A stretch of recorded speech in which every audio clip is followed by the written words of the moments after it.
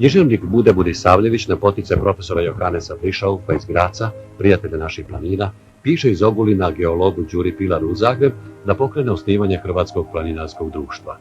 Suosnivači Josip Šloser, zagrebački liječnik i botaničar, akademik i lidac Ljudevik Vukotinović, Josip Torbar, predsjednik Jugoslavenske akademije. Zatim pridolaze Miroslav Kulmer, društveni mecena, odvjetnik Ivan Krajač, alpinist i planinarski pisac, Ivan Gojtan, odvjetnik u Gospiću, Oton Kučer, astronom i prirodoslovac, Mio Kišpatić, mineralog. Na saziv Đure Pilara društvo je osnovano 15. listopada 1874. a iduće godine već u travnju održava prvu glavnu skupštinu. Potvrdivši svoje ciljeve, proučavanje i upoznavanje planina te unapređenje planinarstva, što se tada turizmom nazivalo.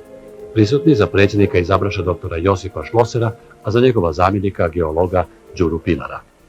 Osnivači nisu ostali samo na riječima. Prvi zajednički izlet poduzeli su 7. svibnja 1875. u Samoborsko gorje. Uskoro društvo dobiva prvi planinarski dom. Zagrebačko gradsko poglavarstvo mu ustupa dio lugarnice na Sljemenu.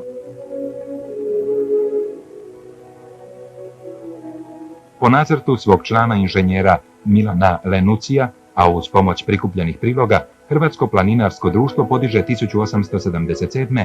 novu drvenu piramidu, svoj prvi objekt.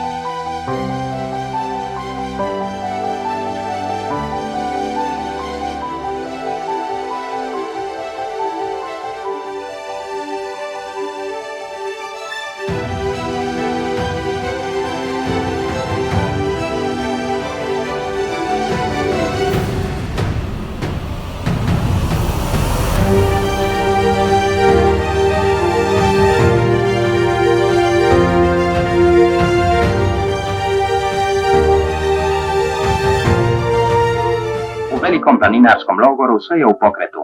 Susreću se stari drugovi i znanci, sklapaju se nova prijateljstva. Kuhari pripremaju topli obrok.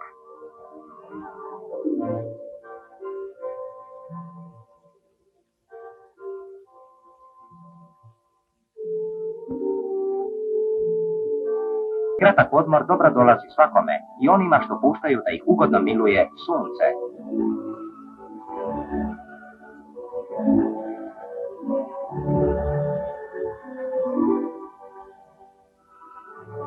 Ili pak onima što za odmora nastavljaju nedovršenu debatu. Probija se tako put dalje kroz osebujne prastare šume ovog predjela koji je proglašen našim nacionalnim parkom. Donji dio Bukava savijen je od težine snijega koji ih pritišće od jeseni pa sve do kasnog proljeća.